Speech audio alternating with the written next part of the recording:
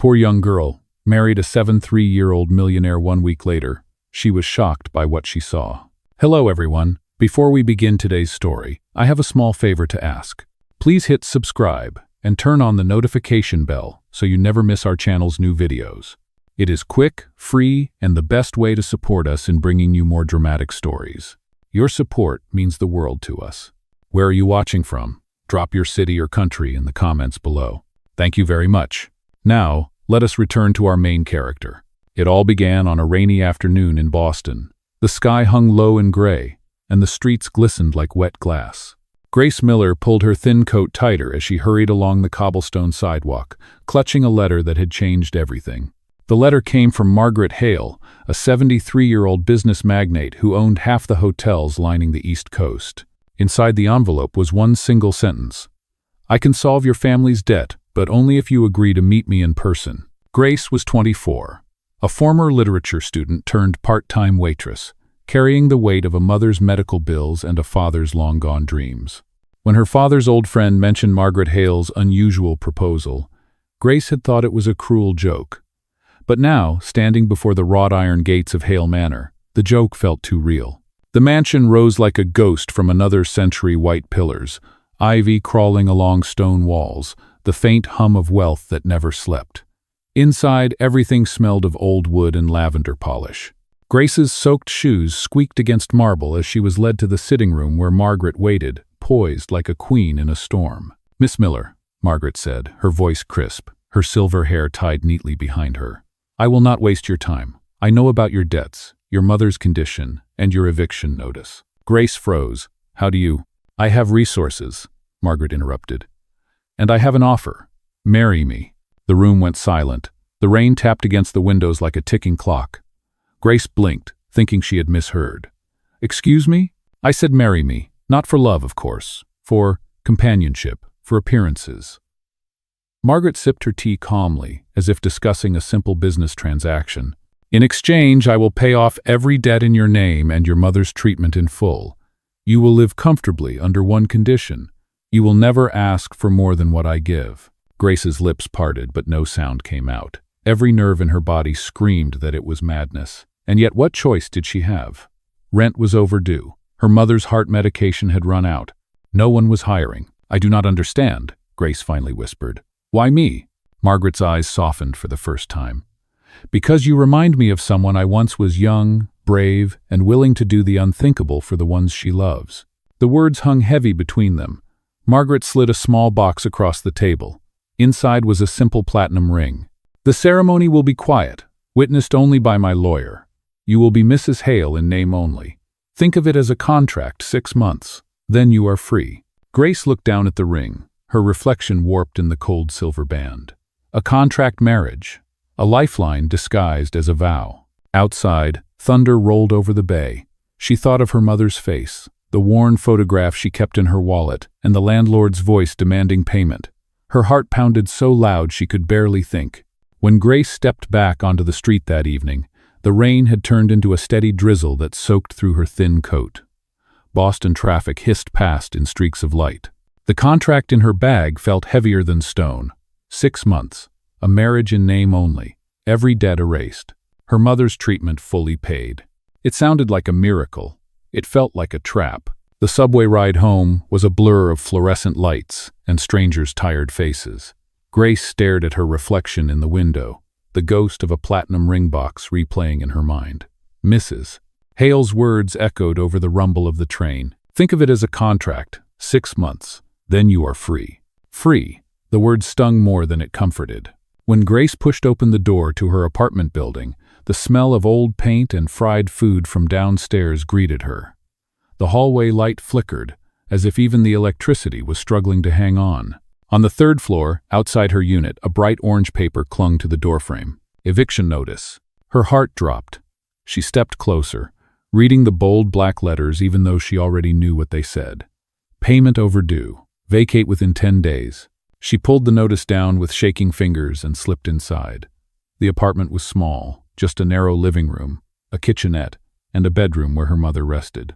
The sound of an oxygen machine hummed softly down the hall. "Grace, is that you?" her mother called, her voice thin but warm. "Yes, Mom, I am home," Grace answered, forcing her voice to steady. She hung her coat on the single hook by the door and walked into the bedroom. Elaine Miller lay propped up on 2 pillows, gray strands of hair framing her pale face. The air smelled faintly of antiseptic and chamomile tea. "You are soaked," Elaine said, reaching for her hand. "Did you get caught in the rain again?" "A little," Grace smiled. "Boston weather is dramatic tonight." Her mother studied her face for a long moment. "You look different," she murmured. "Like you just made a very big decision, or like you are about to run away." Grace laughed softly, but the sound was brittle. "Nothing that dramatic. I just had a meeting." "With that woman? The one your father's friend mentioned?" Elaine's brows pulled together. "The rich lady with the hotels?" Grace hesitated. "Yes, Margaret Hale." The name hung in the room like a cold draft. Elaine's eyes flickered, recognition and something else passing through them. "I have heard that name before," she whispered. "Your father used to curse it when he thought you were asleep.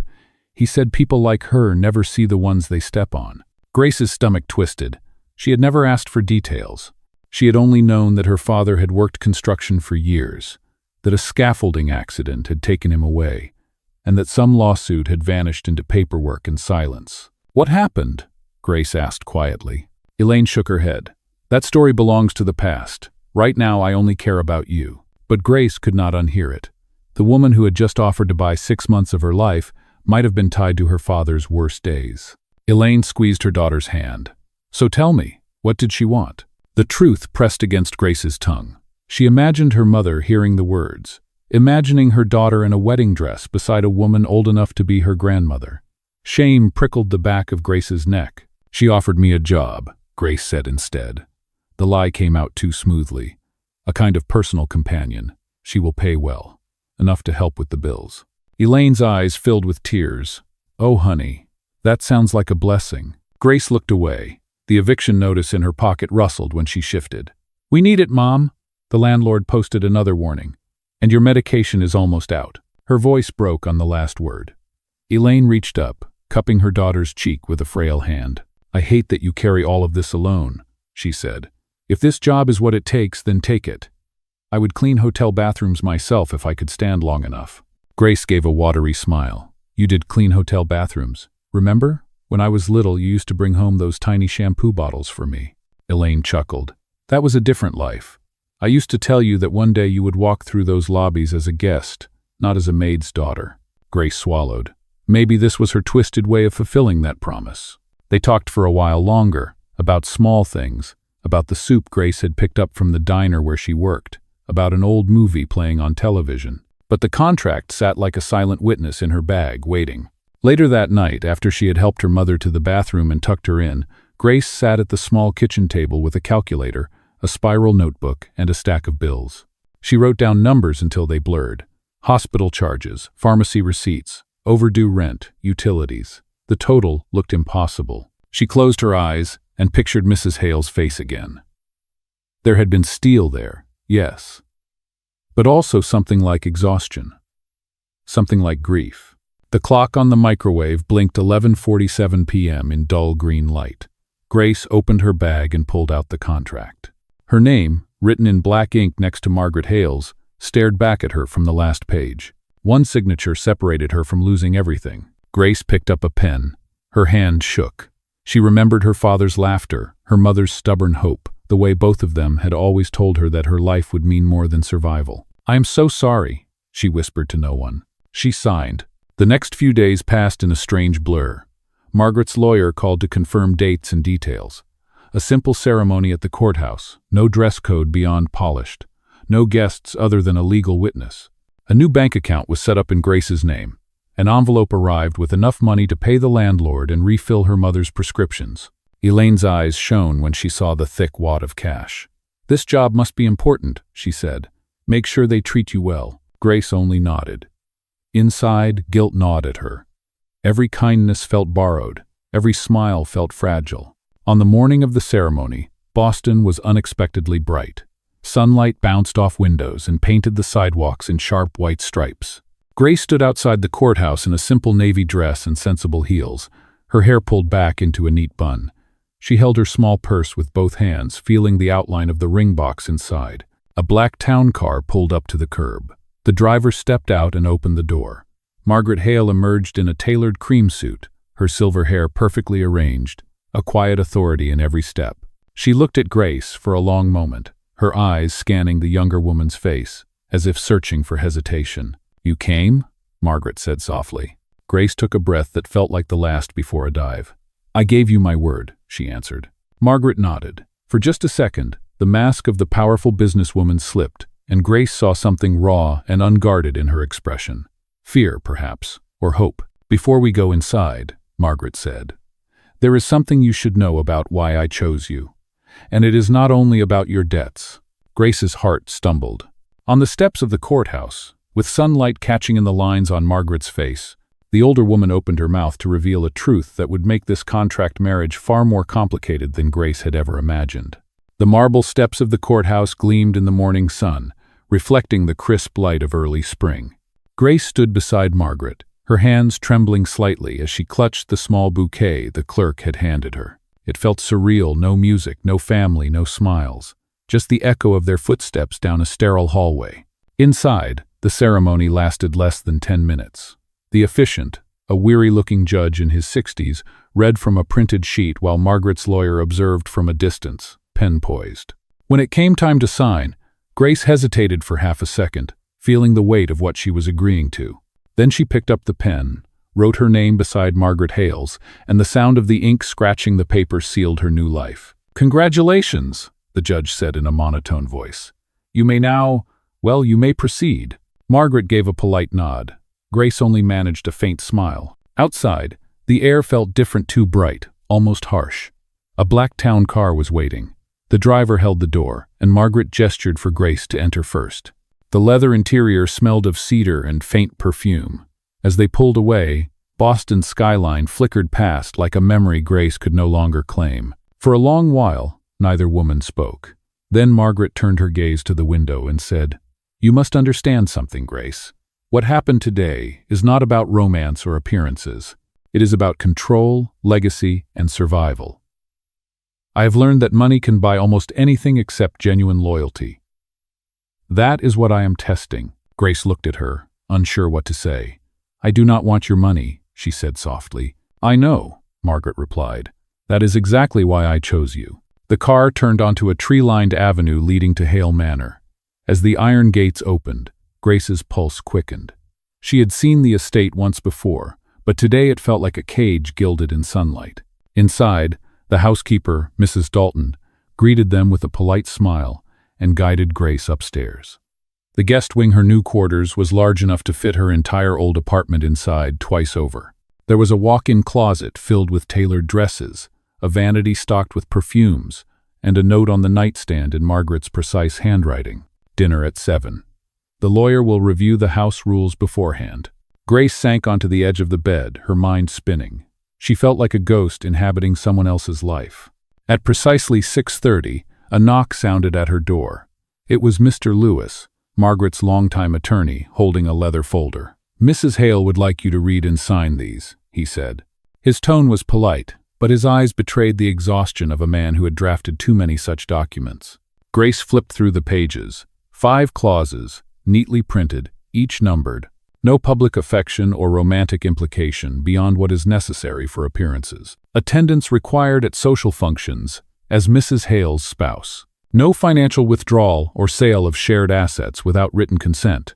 Residence within Hale Manor for the duration of the 6-month term. Confidentiality in perpetuity.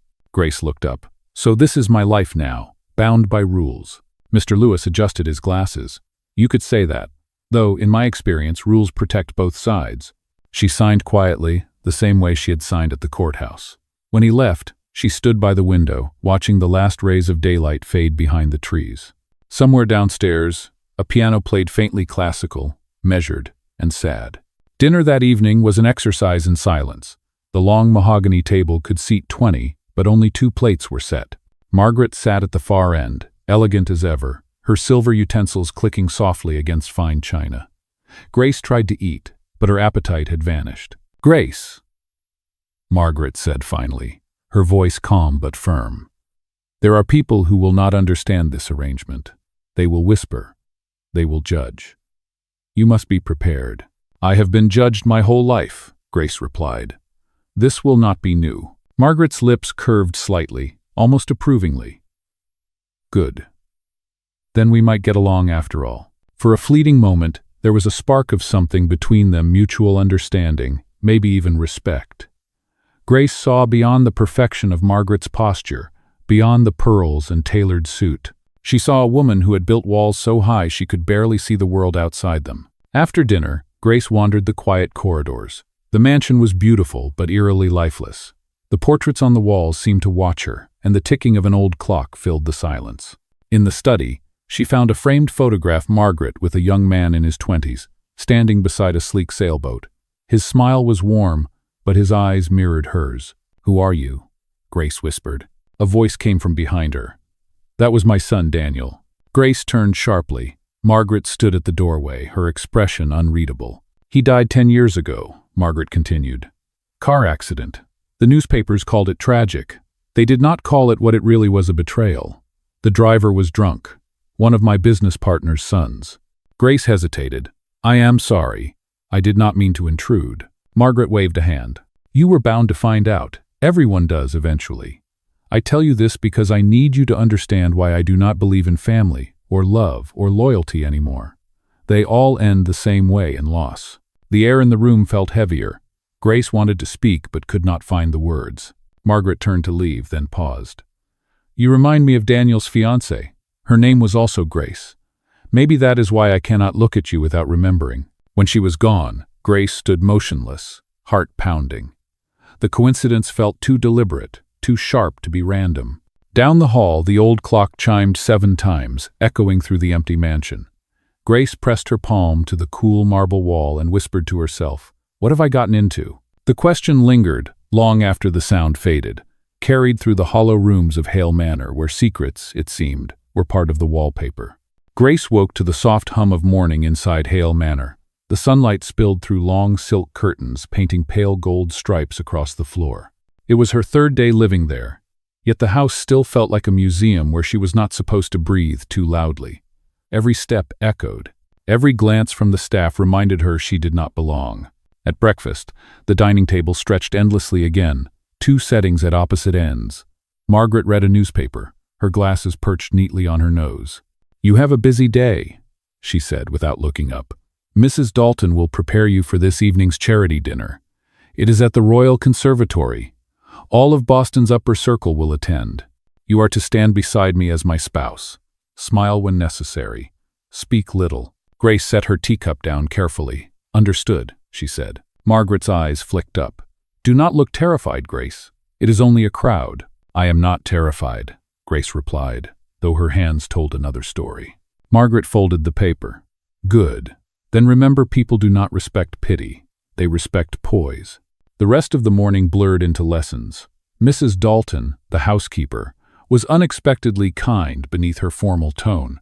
She taught Grace how to hold a champagne glass properly, how to walk in heels on marble, how to nod just enough to seem engaged without appearing desperate. By the time the stylist arrived with dresses, Grace felt like a mannequin being assembled. The gown she chose was a deep emerald green that shimmered faintly in the light.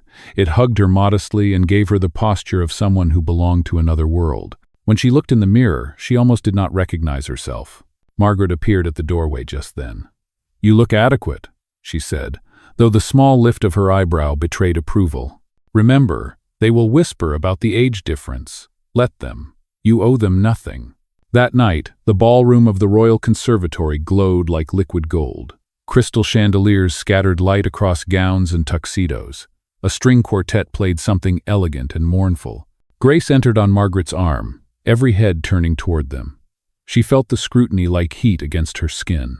"Mrs. Hale, it has been too long," a man greeted Margaret with a rehearsed smile. His gaze slid toward Grace, curiosity flickering. "And this must be your new companion?" Margaret's tone was smooth as glass. "My wife." The words sliced through the air like a bell. The man blinked, recovered, and offered Grace a handshake she barely managed to return. Around them, whispers spread, delicate but sharp. Grace stood taller, recalling Margaret's words about poise. An hour passed in a blur of introductions. Grace learned to smile without meaning it, to nod while people judged her. When she excused herself to the balcony, she exhaled for the first time all evening. Boston glittered below, the harbor lights trembling in the cold. She wrapped her arms around herself, the silk fabric no match for the wind. For a moment, she imagined what her father would say if he could see her now standing in a gown worth more than his old truck, pretending to be married to a woman who had once destroyed everything he worked for. "You handled yourself well," came Margaret's voice behind her. Grace turned. Margaret stood at the doorway, holding 2 glasses of champagne. She extended one. "Thank you," Grace said. "I almost tripped twice." "You did not. That is what matters." Margaret sipped. "The trick is not perfection. It is recovery." They stood side by side, silence settling between them like fog. "You were right," Grace said quietly. They did whisper. Margaret's eyes softened. They always do.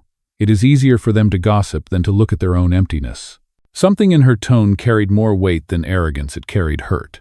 Grace studied her profile, the sharp jawline, the faint tremor in her hand. The woman before her was not just powerful, she was haunted. "Can I ask you something?" Grace said. "Why all this? Why pretend to be married at all?" Margaret hesitated.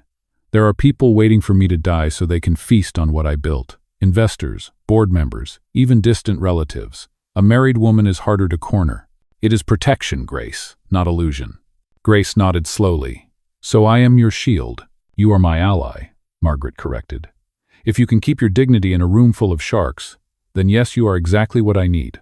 The music inside swelled. Someone called Margaret's name. She turned toward the sound but paused, her voice lowering. "You did not sign your life away, Grace. You signed for 6 months of strength. Use it." The words lingered long after Margaret walked back inside. Later that night, as Grace prepared to leave the ballroom, a commotion erupted near the entrance. A young reporter had cornered Margaret, his microphone thrust forward. "Mrs. Hale, can we confirm rumors that this marriage was for financial advantage?" The crowd froze. Cameras clicked. Grace's stomach dropped. Margaret's expression stayed calm, but Grace saw the faint crack of fatigue behind her eyes.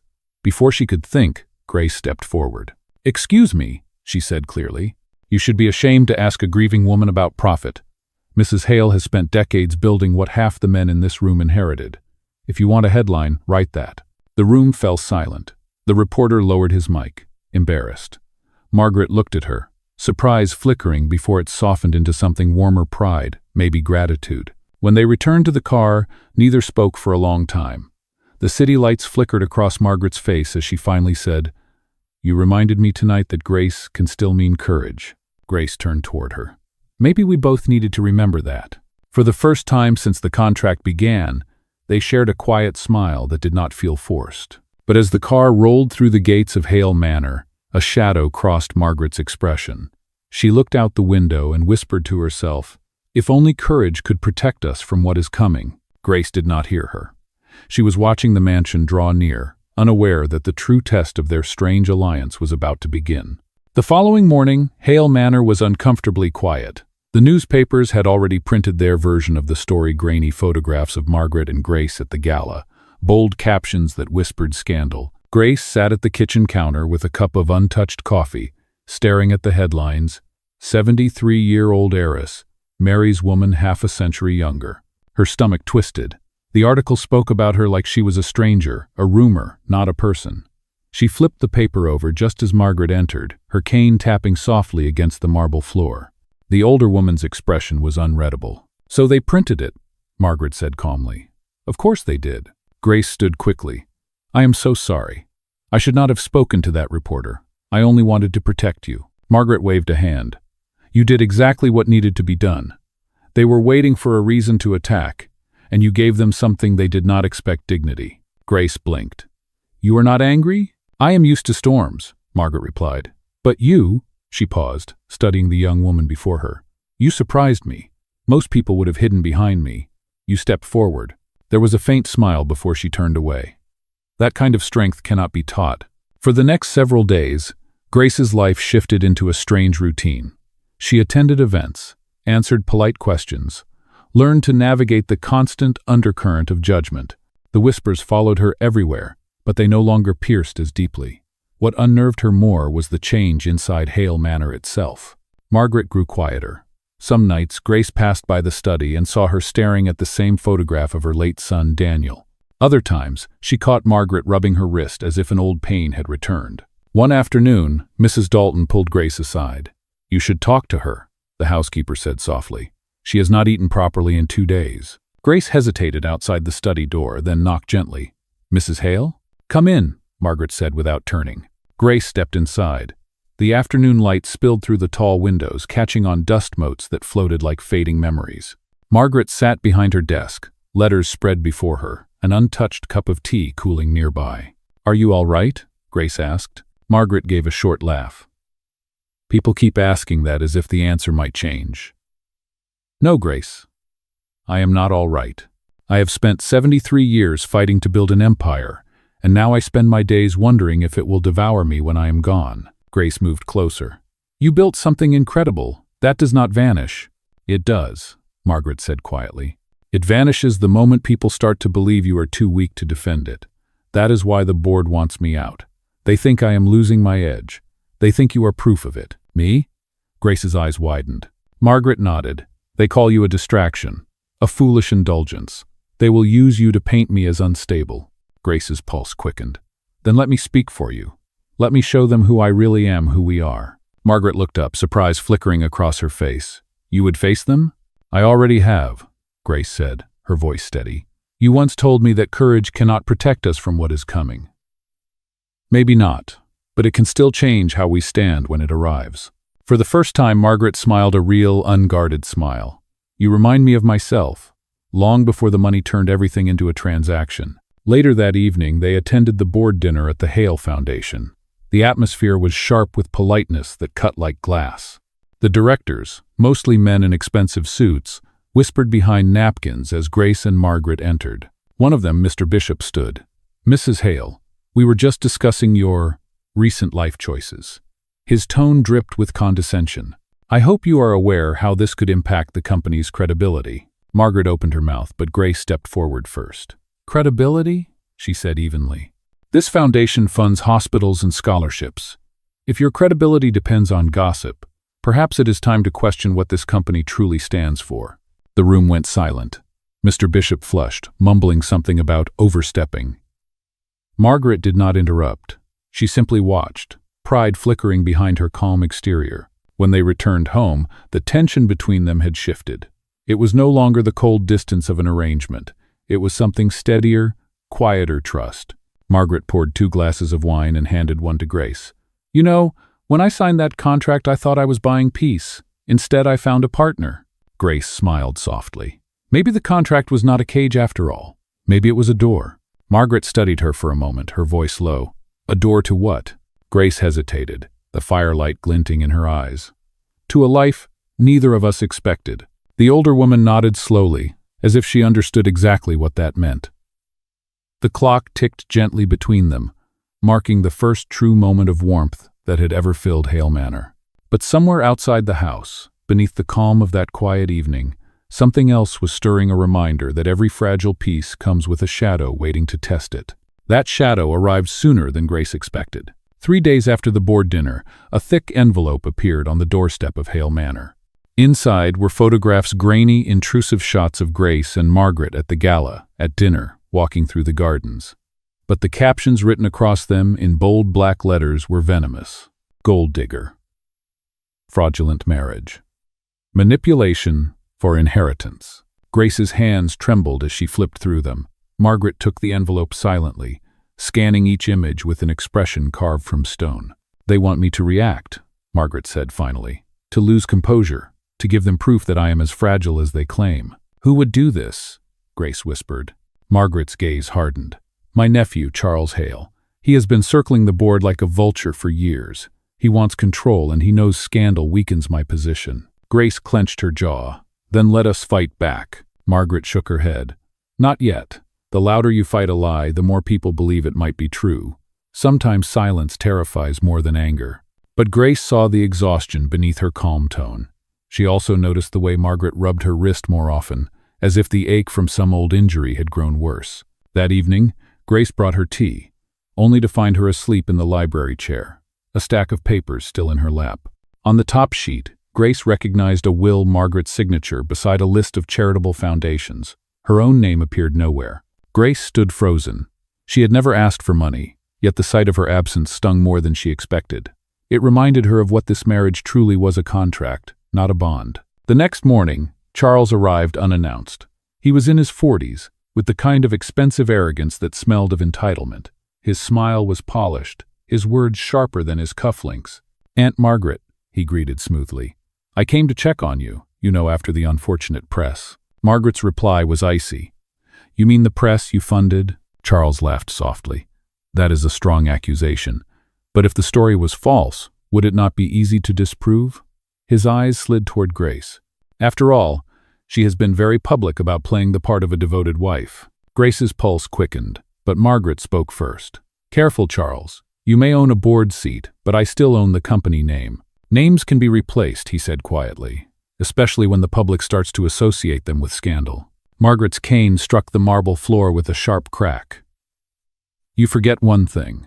The public still respects legacy, and I am legacy." He smiled thinly, tipped his head, and left. When the front doors closed, Grace exhaled shakily. "He will not stop."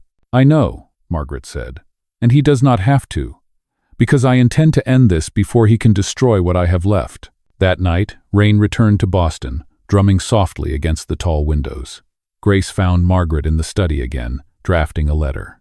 "To the board," Margaret explained. "I will retire, voluntarily." Grace stepped forward, horrified. "You cannot. That is what he wants." "It is what I want," Margaret corrected.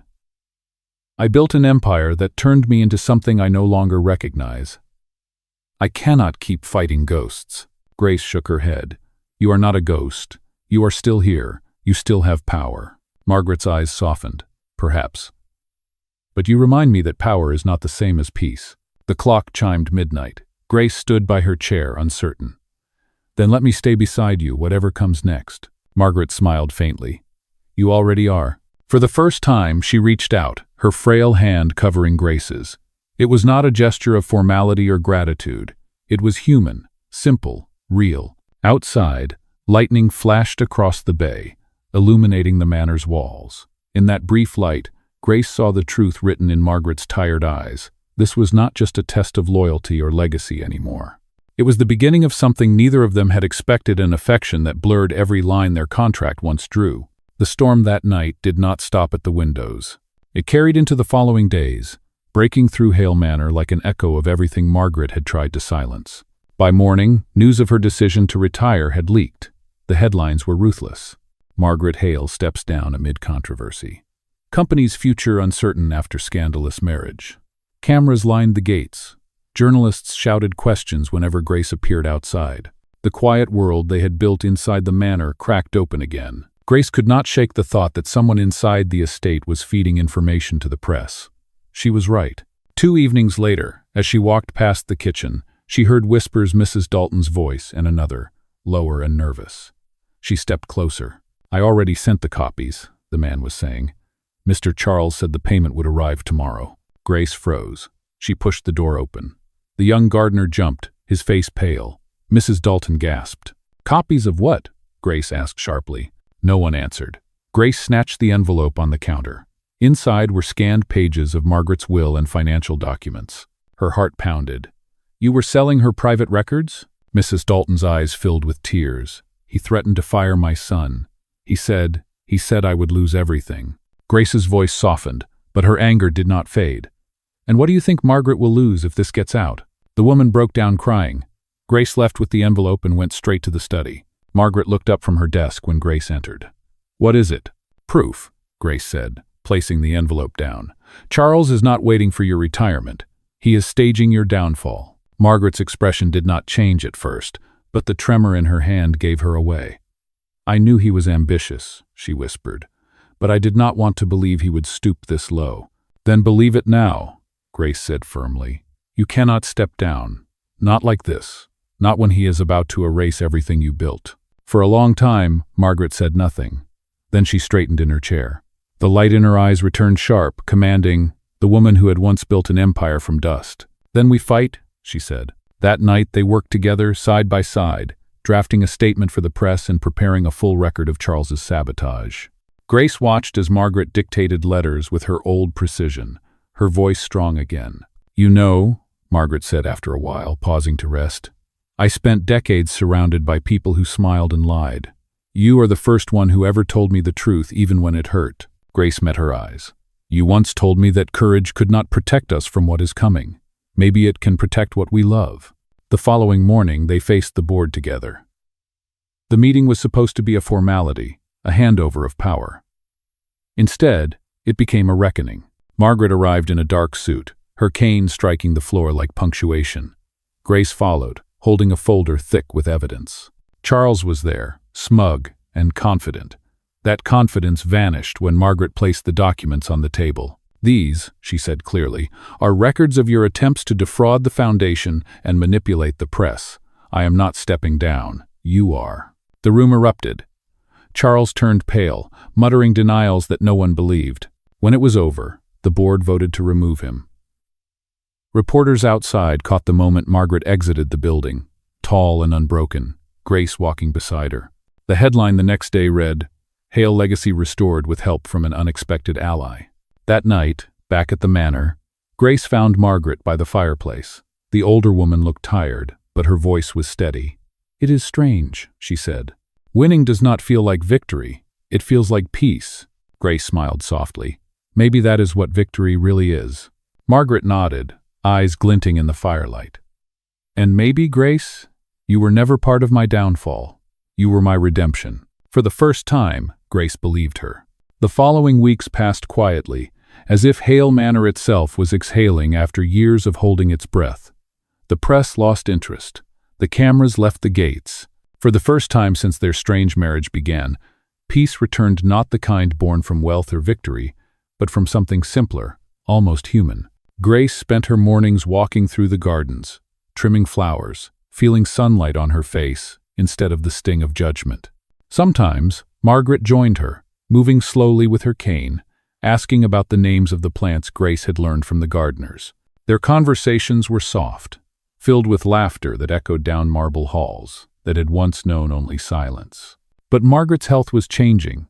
The long meetings and the stress of the scandal had taken more from her than she admitted. Grace began to notice her coughing more often, her steps shortening. At first, Margaret brushed it off with humor. "Old engines make noise before they stop," she joked, but her eyes betrayed fatigue. One morning, Grace found her collapsed in the library. The sunlight cut across the room in sharp beams, dust dancing in the air around her still figure. Grace rushed forward, calling her name, her heart pounding so hard it drowned every other sound. Margaret opened her eyes weakly. "I am fine," she whispered. "Just tired." "No," Grace said firmly. "You are not fine. We are going to the hospital." For the next 2 days, the world outside seemed to blur. The hospital lights, the beeping monitors, the antiseptic smell, all of it pressed down on Grace like a nightmare she could not wake from. Margaret drifted in and out of consciousness, insisting she hated hospitals, insisting she wanted to go home. When they finally returned to Hale Manor, the doctor left a quiet warning. "Her heart is fragile. She needs rest, not meetings, not headlines." Grace sat by her bedside every evening after that. They spoke less now, words replaced by the soft rhythm of companionship. Margaret would sometimes reach out, her hand trembling slightly, and Grace would hold it without speaking. One night, as rain whispered against the windows, Margaret broke the silence. "Grace, do you ever regret it?" "Regret what?" "This arrangement, the contract, the gossip, me." Grace shook her head. "No, you taught me that love does not always come wrapped in romance. Sometimes it comes in the form of faith." Margaret smiled faintly. "You remind me of Daniel. He believed in people more than he believed in himself." Grace hesitated, then whispered, "Maybe that is what you needed to be reminded that kindness still exists." For a long moment they said nothing. The fire crackled softly in the hearth. Then Margaret's voice came again, fragile but clear. "When I am gone, promise me one thing. Do not vanish from this place. Turn it into something living again, a scholarship, a gallery, something with meaning." Grosse swallowed hard. "I promise." A faint smile touched Margaret's lips. "Good, then I can rest." Days later, as spring returned, so did the inevitable.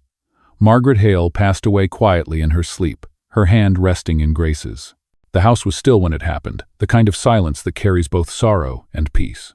At the funeral, the city turned out to honor her employees, investors, even those who once doubted her. Grace stood at the edge of the crowd, wearing the same emerald dress she had worn the night of the gala. When the ceremony ended, she lingered near the marble headstone, the wind tugging gently at her hair. "Goodbye, Margaret," she whispered. "You were never my obligation. You were my purpose." The promise she had made echoed in her mind, a seed waiting to grow into something more. Grace turned toward the manor in the distance, its windows glinting like watchful eyes, and she knew exactly what she had to do next. Months passed after Margaret's funeral, but her presence never truly left Hale Manor. The staff still lowered their voices when they walked through the halls, and Grace still caught herself pausing outside the study door, half expecting to hear Margaret's calm voice giving instructions to no one in particular. The mansion that once felt like a cage had become a place of remembrance, silent, steady, alive in its own way. Grace kept her promise. She transformed the grand estate into something Margaret would have approved of, a foundation called the Hale Scholarship for Integrity and Compassion. The ballroom that once hosted whispered scandals now echoed with laughter and speeches from students whose futures were being rewritten. The portraits that had loomed cold on the walls were replaced by photographs of young faces and handwritten notes of gratitude. Every week, Grace visited the garden where Margaret had loved to walk. The roses had bloomed brighter that spring, the air soft and fragrant. She would kneel by the marble bench that bore Margaret's name and speak as if the older woman could still hear her. "I did what you asked," she would say quietly. "The manor has life again. It is full of people who believe, just like Daniel did." Sometimes she thought she felt a breeze move through the trees, a silent acknowledgement. One afternoon, as she was preparing for the foundation's first anniversary gala, a courier arrived at the manor with a small box and a letter sealed in wax. The handwriting was unmistakable, Margaret's precise script. Grace opened it slowly. Inside was the same platinum ring that had started everything, resting on a folded note. The message read, "Grace, if you are reading this, it means I am finally free to say what I could not before. You were never a contract to me. You were a mirror that showed me who I once was and who I could have been if I had chosen kindness over fear. Do not let the world harden you. You have already proven that compassion can rebuild what ambition destroys. Keep this ring, not as a symbol of obligation, but as a reminder that love, any kind of love, only matters when it is real." Grace held the letter for a long time before whispering, "It was real, Margaret. It always was." At the anniversary event that evening, she stood on the same marble steps where reporters once shouted insults. This time, cameras flashed for a different reason. The banner behind her read, "1 year of hope." Grace addressed the crowd. "Margaret Hale taught me that wealth without purpose is just silence with a price tag. She believed that dignity and kindness are the true forms of power. Tonight, every scholarship we give is a continuation of that belief. This house no longer belongs to her, or to me. It belongs to everyone who still believes in redemption." The audience rose in applause. For the first time, Grace did not feel small or misplaced. She felt like herself. Later, as the guests departed and the manor lights dimmed, Grace walked back into the library. The old portrait of Margaret now hung beside one of Daniel, both framed in soft light. On the desk sat a framed photo of the two of them from the charity gala the night their story truly began. She smiled and whispered, "We kept our promise." Outside, the wind rustled through the trees, carrying the faint scent of roses. The house that once symbolized distance and loneliness now glowed from within, filled with the warmth of every life it touched. And for Grace Miller, what had started as a contract ended as a legacy, proof that even the most unlikely bond could become something timeless, something real, something that outlived both love and loss. When she finally looked up, Margaret's gaze had softened into something that was not quite pity, but something close to loneliness. Grace swallowed hard. "All right," she said quietly. "I will do it." Margaret nodded once. "Then welcome to your new life, Mrs. Hale." As Grace stepped back into the rain that evening, the contract tucked in her bag, she could not shake the feeling that she had just made a deal with fate itself. But 1 week later, when she walked into Hale Manor again, she would discover something that shattered everything she thought she knew about Margaret Hale and about love itself.